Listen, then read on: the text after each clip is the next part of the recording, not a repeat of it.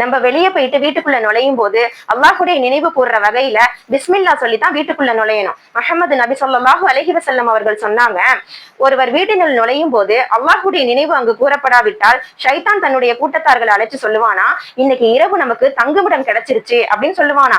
அதே மனிதர் பிஸ்மில்லா சொல்லி சாப்பிட ஆரம்பிக்கல அப்படின்னா ஷைத்தான் சொல்லுவானா தன்னுடைய கூட்டத்தார்கள்ட்ட, இன்னைக்கு நமக்கு இரவு தங்குமிடமும் கிடைச்சிருச்சு, சாப்பாடும் கிடைச்சிருச்சு அப்படின்னு சொல்லி தன்னுடைய கூட்டத்தார்கள்ட்ட அவன் சொல்லுவானா. அப்ப ஷைத்தான் தங்குமிடம் எப்படி இருக்கும் அப்படிங்கிறத நம்ம சிந்திச்சு பார்க்கணும். இப்ப நம்ம குடும்பத்துல சந்தோஷமா நம்ம வாழுவோம். ஷைத்தானுக்கு என்ன பிடிக்காது?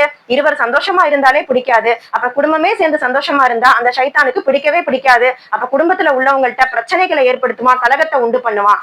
அப்ப நம்ம ஒவ்வொரு விஷயத்திற்கும் பிஸ்மில்லா சொன்னோம் அப்படின்னா ஷைத்தான் நம்ம வீட்டுக்குள்ள வர்றது தடைப்பட்டுரும். ஷைத்தான் வராத வீடு அல்லாஹுடைய பரக்கத்தும் ரஹ்மத்தும் நிறைந்த வீடாக இருக்கும். ஒவ்வொரு செயல்களுக்கும் நம்ம பிஸ்மில்லா சொல்லி ஆரம்பிச்சோம் அப்படின்னா அல்லாஹ் நமக்கு எல்லா விதத்திலும் உதவியாக இருப்பான்.